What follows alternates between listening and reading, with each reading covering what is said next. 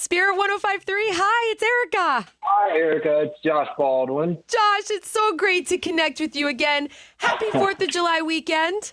Thank you. Same to you. It's so good to be back here. Oh, man. Listen, I just want to go camping with you for a second. If we could pitch a tent on your new song, because Mr. Josh Baldwin, wow, you are a world changer, made for more. Wow. I literally want to take it apart lyric by lyric practically. But first, I want to ask you, what caused you to write this song, to create this song? Wow. Well, thank you so much. No, this song has been really special for me and my family. It kind of was birthed out of honestly, the whole song started out of that first line of the chorus, the "I wasn't made to be tending a grave," and that was like the initial idea, and then from there, that felt like this crazy statement to jump out and sing. So from there, it was like, where do we go with this? And it's a song I think about. Obviously about what the Lord did for us and just, that remembering what he did on the cross and his resurrection and just what that means. But I think because of that, it actually became this song that just talks about our identity with Christ and discovering that and just, morphed into I know who I am because I know who you are. It's like, that's what it feels like it's all about for me. It's like the more I learn who the Father is and his heart, the more he reveals who I am and who I'm called to be in him. So it's just been this song of identity for me and my family. Even before it came out, it was like a song that, my kids were singing, which was real special for that, to have them singing a song that's just, reminding them of who the Lord is and all he's done for us and how he's called them by name. Amen. That's one of my favorite parts.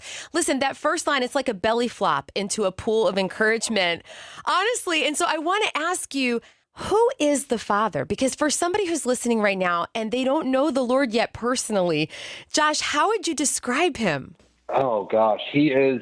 I mean, he's the one who loves us. He loves them more than anyone. And I think when we really realize like that the Lord, that God, the Father, loves us so much that he gave his own Son for us, to walk the earth, to be just like us, to be man, but then lay down his life and give his life for us.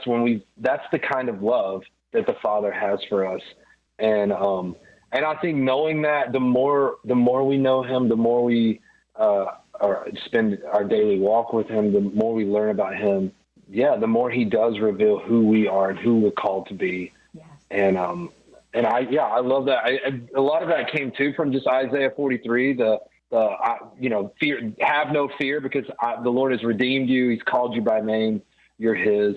And I think that's who the Father is. He's the one calling out to us every day, inviting us to just walk with him and have a relationship with him. Josh, I know you have a couple of kids. My nephew just discovered Toy Story. He's 5 years old. And one of the things I love about that movie is that Andy, the kid in that story, writes his name on the bottom of Woody's shoe, the cowboy, and Buzz Lightyear's shoe, the astronaut.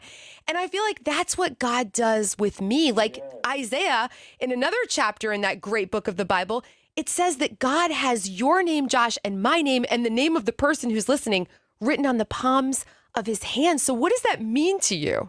Yeah. Wow. I mean, that's an amazing, I love that. I've never thought about that, and I'm probably going to steal that analogy. And I know I need to write a Toy Story song about that. Or maybe I did. Maybe that's what this is. So, no, I think there is something to that. Something about like belonging and knowing that you do belong to something bigger than yourself. And I think that's just in any life. I mean, just as a Baldwin, my family name is so special to me. And I remember even just I had some hats made up with just my name on it, just Baldwin, my last name. And I remember I gave one to my dad. And it's just like his most treasured thing to walk around with a hat that's his last name, like our family name. There's something about like belonging to something bigger than you. And I mean, what's the biggest thing and the greatest thing that we can belong to, but just to belong to the Lord, to belong to God. And that's what he's done. He's like marked us. And I love that. I love that picture of that. it's the thing. It's knowing that we're not alone, that we are a part of something greater than us. And, it's so beautiful. Yeah, what a beautiful analogy. Well, That's amazing. listen, it's your song that inspired it, and I'm sitting here around the campfire with you going, here's a s'more, because why, in light of what we're talking about, do you and I so often make a bed in our shame and tend our graves? Like, these pictures you're painting are so powerful, Josh. Why do you think we do that? And how do we stop? Like, what's the thing that can trigger us to quit that? I mean, that's where it is. I mean, I think for me, that is the thing that I've probably dealt with more than anything in my life is shame trying to creep in. And I think I'm speaking to my dad too. I know I got it from him. Like, we've had these talks many times, like he's dealt with it and and so even writing that song, that was like my friend I wrote it with, like her initial thing was like the tending a grave thing. And on the back end, I was like, I dealt with shame. And so I want to make a statement right now that I'm not going to live in that. I'm not going to walk in that because of what the Lord has done for me. And I think to get out of the shame, I know for me, I've had to just realize that the Lord I am loved. I'm Yes. loved regardless of what I've done. And all I have to do is just turn around and run to him and he knows what I've done. He knows everything we've done. But when I just run to him and confess it and just be like, but I just want you, Lord. Like he does that. He comes in with that grace. He comes in with that, like the song says, the fountain of grace. And I think that's what we need to realize is that there's nothing we can do to separate us from the love of God. Woo! And, Nothing. He's never going to leave us. No. Well, it reminds me, another lyric of your song reminds me of when my kids were little and we would go to the pool at the Y and we would stand under this fountain of water and it was just like buckets of water just being poured. And when you write, we're going to stand under this fountain of grace. Like,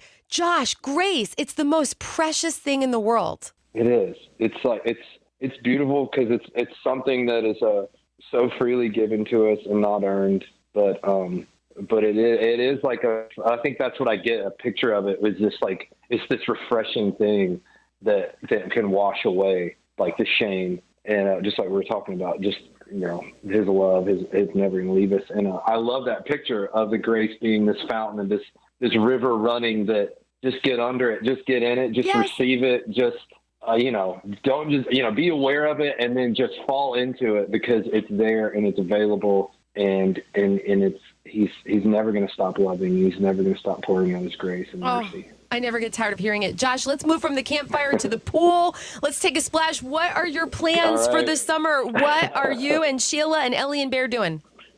We are, tomorrow, we're celebrating the 4th of July. We have friends coming over, some family are coming, my sister, but then this summer we're actually heading out next week to California and going to be a part of our worship school out there.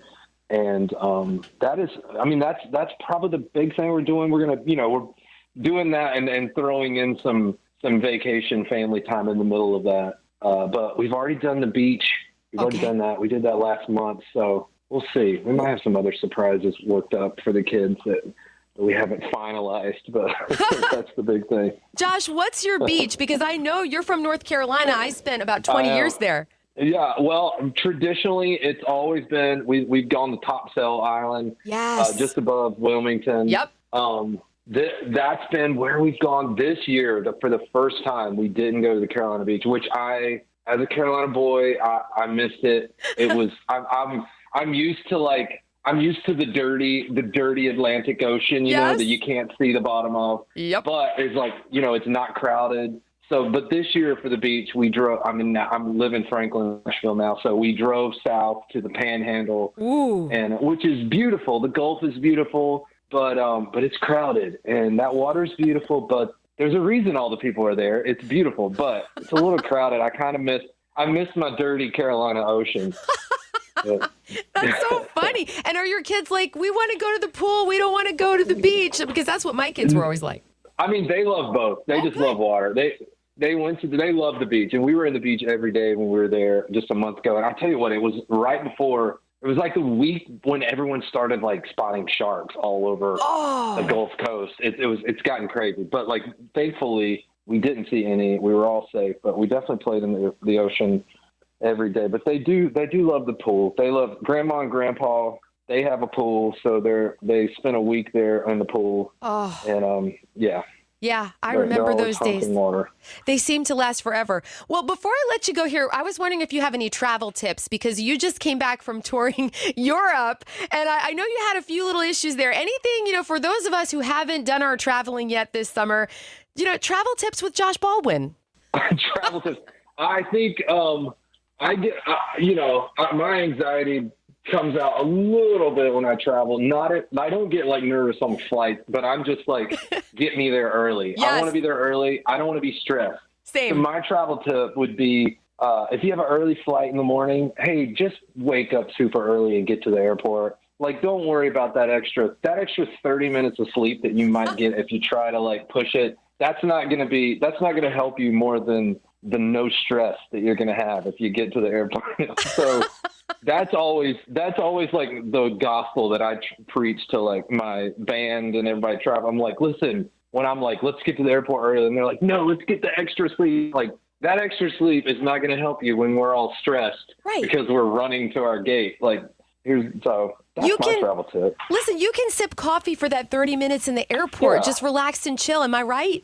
Great. Those 30 minutes aren't going to make you feel that much better that day. Oh, man. Don't worry about it. Josh Baldwin, it's been a joy to spend these 12 minutes with you. Thank you for your time. Happy summer, and God bless you. Keep making these great songs. Thank you so much for having me. It's such a joy to always be here with you and talk. All right, take care. God bless. You too. Bye.